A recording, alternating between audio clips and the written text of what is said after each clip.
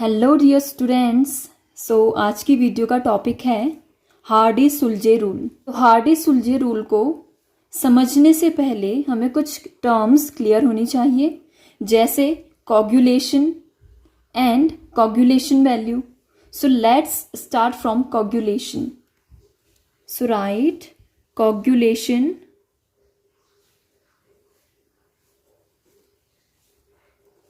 Coagulation.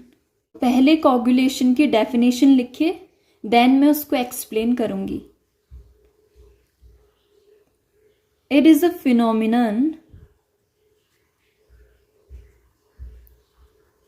phenomenon of precipitation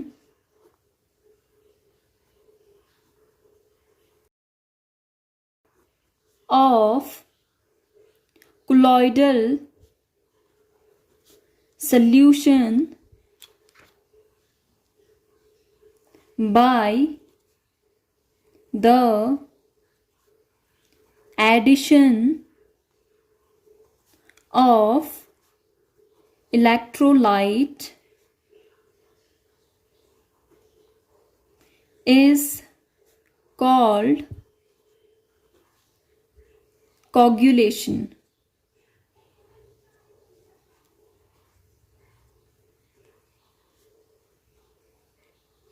या फिर हम इसको फ्लोक्यूलेशन भी कह सकते हैं, फ्लोक्यूलेशन,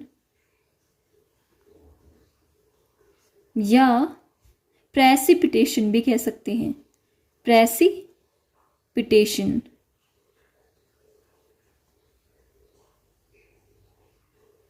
तो कोगुलेशन क्या है? कोगुलेशन एक फिनोमिना है जिसमें हम क्लॉइडल सॉल्यूशन की प्रेसिपिटेशन करते हैं। तो जो क्लॉइडल सॉल्यूशन होगा उसमें क्लॉइड्स प्रेजेंट होंगे, उन क्लॉइड्स को पीपीटी में चेंज करना, यही कोगुलेशन है। पर कब किया जाता है? क्लॉइड जो हैं प्रेसिपिटेट कब बनेंगे? जब हम उसमें एडिशन करेंगे इलेक्ट्रोलाइट्स की। थोड़ा सा और एक्सप्लेन करना चाहूंगी। एक क्लॉइडल सॉल्यूशन है, उसमें हमारे पास क्या होंगे? क्लॉइड्स।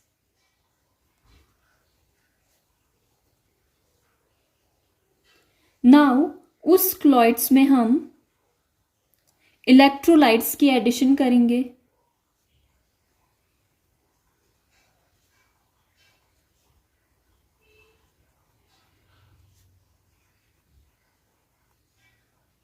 तो फिर हमें क्या फॉर्म होगा? पीपीटी।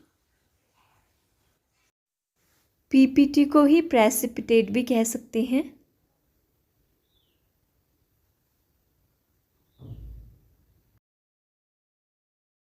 तो इसी प्रोसेस को हम कहते हैं कोगुलेशन।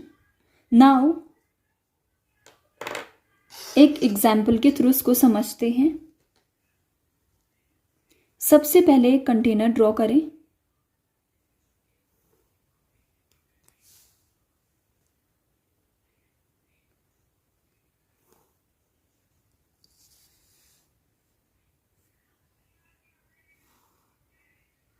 इस कंटेनर में क्लॉइडल सॉल्यूशन लें। तो इस कंटेनर में क्या है? क्लॉइडल सॉल्यूशन। क्लॉइडल सॉल्यूशन में किसकी प्रेजेंस होगी? क्लॉइड्स की। तो चलिए, ये क्लॉइड्स हैं हमारे पास। नाउ हम इसमें ऐड करते हैं इलेक्ट्रोलाइट।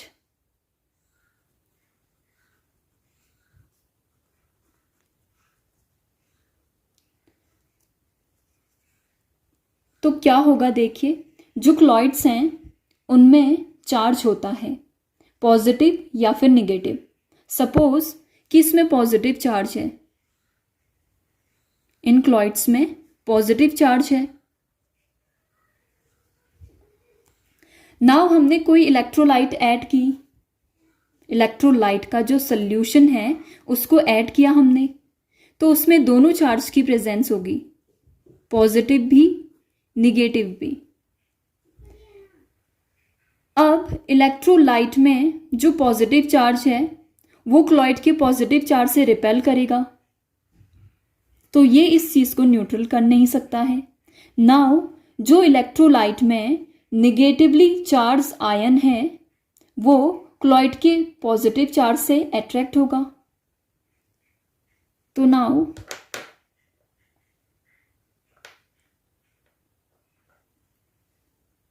इसको हम कुछ इस तरीके से दिखाते हैं। तो ये निगेटिवली चार्ज्ड आयन इलेक्ट्रोलाइट का क्लॉइड्स के पास आएगा,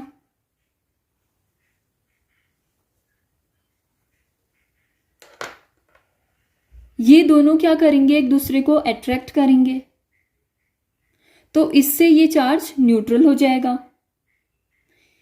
ये क्या करेगा, अपना इलेक्ट्रॉन इधर देगा, एक इलेक्ट्रॉन इधर देगा, और इसको जरूरत है एक इलेक्ट्रॉन की, तो ये क्या हो जाएगा, न्यूट्रल। तो जब कोई क्लॉइड न्यूट्रल हो जाता है उसी को हम कहते हैं प्रेसिपिटेट। अभी न्यूट्रल होने के बाद ये क्या दिखेगा, कुछ इस तरीके से, लाइक हम इसी कंटेनर को ड्रॉ कर रहे हैं।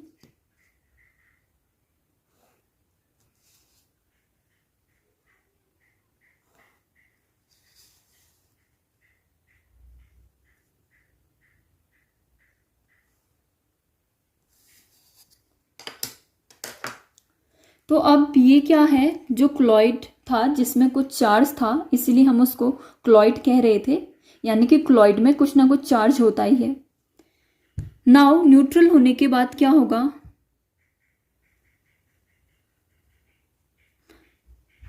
कुछ इस तरीके से, या तो बॉटम में चले जाएगा अगर उसका वेट ज़्यादा है, तो अगर कम है तो यहाँ ऊपर पे आ जाता, तो ये न्यूट्रल हो गया।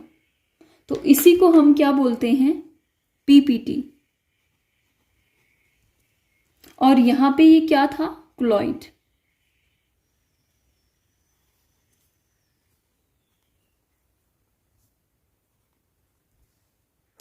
और न्यूट्रल होने के बाद क्या बना, PPT.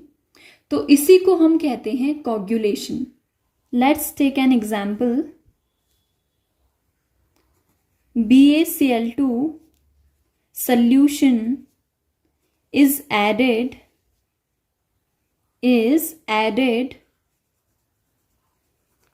to arsenious sulfide sol। तो इसमें होता क्या है, the Ba2 plus ion are attracted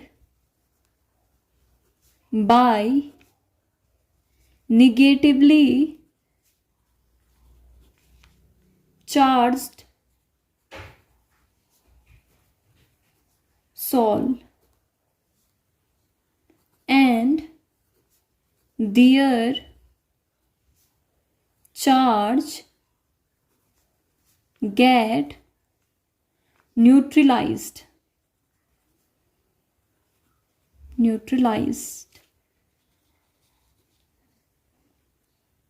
तो देखिए जो BaCl2 सॉल्यूशन है ये इलेक्ट्रोलाइट है, इसको हम ऐड कर रहे हैं इसमें क्लॉइडल सॉल्यूशन में। तो जो Ba में है, जो इलेक्ट्रोलाइट है, उसमें दोनों टाइप्स के चार्ज हैं, Ba2 पॉजिटिव भी एंड Cl नेगेटिव भी। नाउ जो ये आर्सेनियस सल्फाइड का जो सॉल होता है उसमें नेगेटिव चार्ज होता है। आर्सेनियस सल्फाइड सॉल में नेगेटिव चार्ज होता है। तो BaCl2 है, इसका Ba2 प्लस जो है अट्रैक्ट होगा इस क्लॉइड की तरफ को जो कि निगेटिवली चार्ज्ड है, Ba2 पॉजिटिव क्लॉइड्स के साथ अट्रैक्ट होगा। तो जो क्लॉइड है वो निगेटिवली चार्ज्ड है, तो लिखे निगेटिवली चार्ज्ड। तो जो Ba2 प्लस है और क्लॉइड है निगेटिवली चार्ज, उनमें इलेक्ट्रॉन का गेन और डोनेट होगा, Ba2 प्लस गेन करेगी, क्लॉइड डोनेट करेगी, तो न्यूट्रल प्रोडक्ट बनेगा, उसी को हम कहते हैं पीपीटी। एंड जो ये प्रोसेस है क्लॉइड से पीपीटी बनना, इसी को कहते हैं हम coagulation. Now the next term is coagulation value. तो सबसे पहले मैं इसको डिफाइन कर रही हूँ, फिर एक्सप्लेन करूँगी। तो लिखें the minimum concentration of an electrolyte which is required to cause the coagulation or flocculation, या फिर हम कह सकते हैं प्रेसिपिटेशन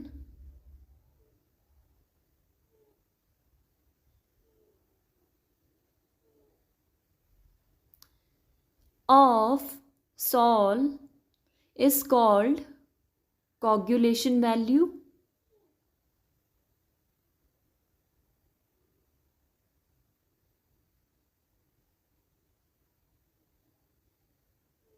या फिर कह सकते हैं फ्लॉक्यूलेशन वैल्यू,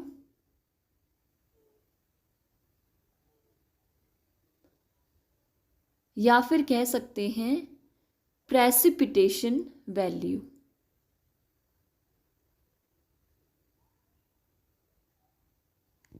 कोगुलेशन वैल्यू क्या होती है? मिनिमम कंसंट्रेशन होती है एक इलेक्ट्रोलाइट की जो कॉज करती है कोगुलेशन या फिर फ्लॉक्यूलेशन या फिर precipitation of salt.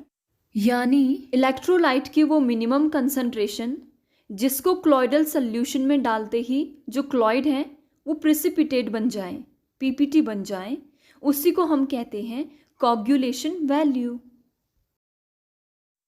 For example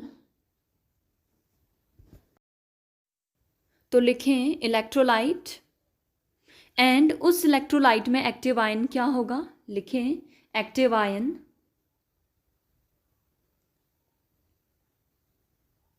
and फ्लॉक्यूलेशन value, या फिर हम इसको प्रेसिपिटेशन वैल्यू कह सकते हैं या फिर कोगुलेशन वैल्यू भी कह सकते हैं, बात एक ही है। तो इलेक्ट्रोलाइट में एग्जाम्पल लीजिए KCl एंड इसमें एक्टिव आयन है Cl नेगेटिव।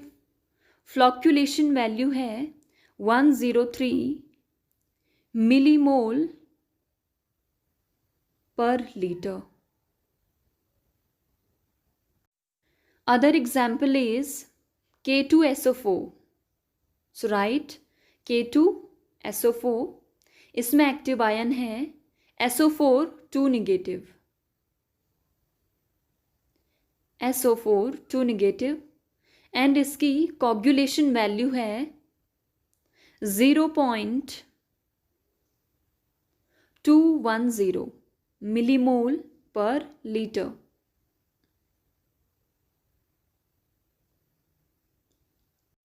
तो चलिए इस एग्जाम्पल की हेल्प से हम फ्लॉक्यूलेशन वैल्यू समझ लेते हैं। इसी को हम कहते हैं प्रेसिपिटेशन वैल्यू या फिर हम कह सकते हैं कोगुलेशन वैल्यू। नाउ एक बीकर ड्रॉ करें और उसमें क्लॉइडल सॉल्यूशन फिल करें। अब जो क्लॉइडल सॉल्यूशन है उसमें क्लॉइड्स भी होंगे एंड जो क्लॉइड हैं उसमें कोई ना कोई चार्ज तो होगा ही। सपोज हम क्लॉइड्स ले रहे हैं जिसमें पॉजिटिव चार्ज है। नाउ हम इसमें एडिशन करेंगे इलेक्ट्रोलाइट की क्योंकि हमने क्लॉइड्स के चार्ज को न्यूट्रल करना है। नाउ हम ऐसे इलेक्ट्रोलाइट की एडिशन करेंगे जिसमें active ion negatively charged ion हो। तो पॉजिटिवली चार्ज क्लॉइड्स के लिए हम KCl का यूज़ कर सकते हैं या K2SO4 इलेक्ट्रोलाइट का यूज़ कर सकते हैं। नाउ फ्लॉक्यूलेशन या कॉग्युलेशन वैल्यू क्या कहती है कि हमने मिनिमम कंसंट्रेशन ऑफ इलेक्ट्रोलाइट को ऐड करना है एक क्लॉइडल सॉल्यूशन में, जिससे कि जो क्लॉइड्स हैं वो न्यूट्रल हो जाए और प्रेसिपिटेट की फॉर्मेशन हो जाए।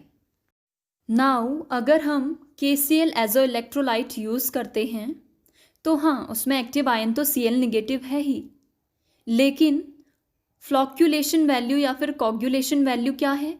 103 मिलीमोल पर लीटर। नाउ अगर हम बात करें इलेक्ट्रोलाइट K2SO4 की बात, तो उसमें एक्टिव आयन क्या है? SO4 2 negative. और फ्लॉक्यूलेशन वैल्यू क्या है? 0.210 मिलीमोल पर लीटर।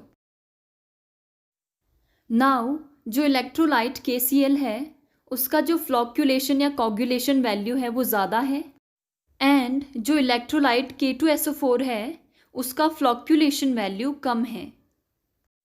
तो इस बीकर में जो पॉजिटिव चार्ज है क्लॉइड में, उसको न्यूट्रल करने के लिए हम यूज़ करेंगे इलेक्ट्रोलाइट K2SO4 का, क्योंकि इसकी फ्लॉक्यूलेशन वैल्यू कम है।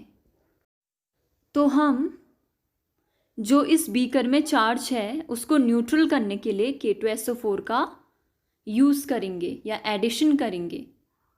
तो K2SO4 में एक्टिव आयन है SO4 2 निगेटिव, और यहाँ पे है क्लॉइड में 2 पॉजिटिव चार्ज, तो ये न्यूट्रल हो जाएगा। तो जो कंक्लूज़न है फ्लॉक्यूलेशन वैल्यू या फिर कॉग्युलेशन वैल्यू का, वो ये है, स्मॉलर फ्लॉक्यूलेशन वैल्यू या कॉग्युलेशन वैल्यू या precipitation value of an electrolyte greater is its flocculating power, या फिर हम कह सकते हैं प्रेसिपिटेटिंग पावर, या फिर कह सकते हैं कॉग्युलेटिंग power.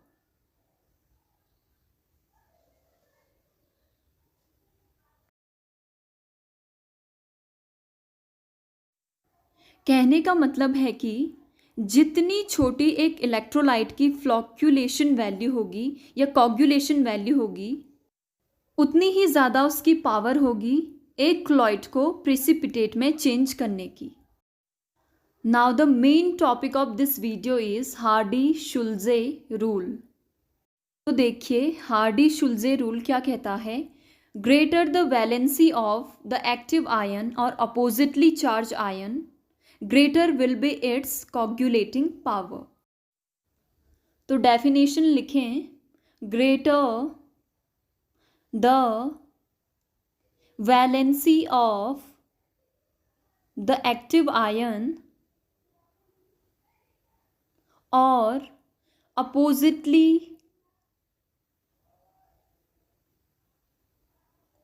charged ion, greater will be its coagulating power।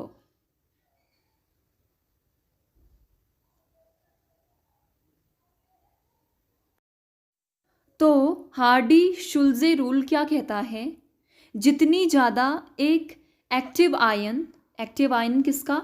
Electrolyte का, उसकी वैलेंसी होगी, उतनी ही ज़्यादा उसकी कॉग्युलेटिंग पावर होगी। अगर सिंपल वे में कहें तो valency of an active ion is directly proportional to coagulating power.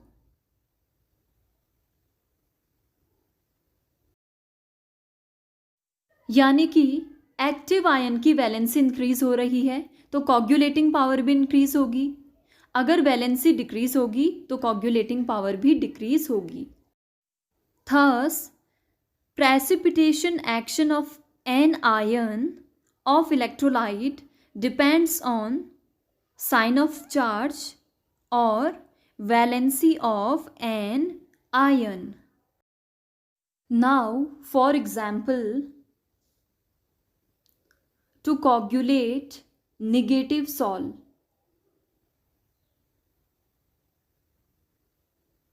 तो निगेटिव सॉल मतलब क्लॉइड जिसमें निगेटिव चार्ज हो। एक कंटेनर ड्रॉ करें और उसमें क्लॉइडल सॉल्यूशन फिल करें। अब क्लॉइडल सॉल्यूशन में क्या होंगे? क्लॉइड्स। लेकिन हमें क्या चाहिए? निगेटिव सॉल यानी कि निगेटिवली चार्ज्ड क्लॉइड। तो हमने ये शो कर दिया। नाउ जो ये डायग्राम हमने बनाया है ये क्या शो कर रहा है कि जो एक क्लॉइड का पार्टिकल है वो 1 निगेटिव चार्ज कंसिस्ट कर रहा है और जो टोटल चार्ज है इस क्लॉइडल सॉल्यूशन में वो कितना है? 3 निगेटिव। नाउ निगेटिवली चार्ज क्लॉइड को positively charge ion of electrolyte he neutral कर सकती हैं। Now I am taking few example of ions of electrolyte like Al3 positive, Mg2 positive, Na positive. Now यहाँ पे 3 आयन्स हैं हमारे पास इलेक्ट्रोलाइट के जो न्यूट्रल कर सकते हैं इस क्लॉइड्स के चार्ज को कि ये पीपीटी बन जाए। नाउ जो ये इलेक्ट्रोलाइट के आयन्स हैं, एल्यूमिनियम है, मैग्नीशियम है, सोडियम है, ये तीनों के तीनों जो हमने कंटेनर में क्लॉइड्स लिए हैं इसके चार्ज को न्यूट्रल कर सकते हैं। लेकिन अब हम लें क्या? किसका यूज़ करेंगे हम? तो ये हमें पता चलेगा हार्डी-शुल्जे रूल से। तो हार्डी-शुल्जे रूल क्या कहता है? जितनी ज़्यादा वैलेंसी होगी एक एक्टिव आयन की उतनी ज़्यादा उसकी पावर होगी कोगुलेटिंग करने की, यानी कि एक क्लॉइड को पीपीटी में चेंज करने की या क्लॉइड को न्यूट्रल करने की। तो जो एक्टिव आयन Al3 पॉजिटिव है उसकी सबसे ज़्यादा वैलेंसी है, तो हम इसी का इलेक्ट्रोलाइट यूज़ करेंगे क्लॉइडल सॉल्यूशन में ताकि क्लॉइड का चार्ज बैलेंस हो जाए। देखिए Al3 पॉजिटिव से क्लॉइड के 3 निगेटिव चार्ज कैंसिल आउट हो गए, तो ये न्यूट्रल हो गया, यानी कि क्लॉइड से पीपीटी की फॉर्मेशन हो गई है।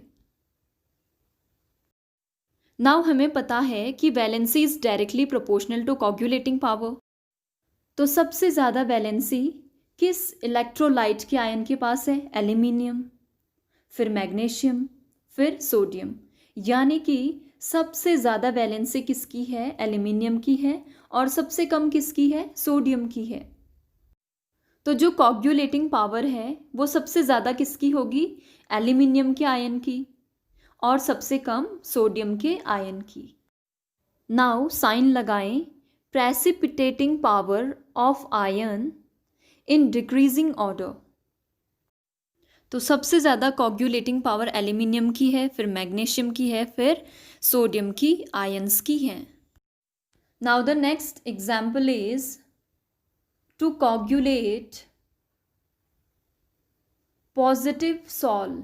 पॉजिटिव सॉल मतलब ऐसा क्लॉइड जिसमें पॉजिटिव चार्ज हो।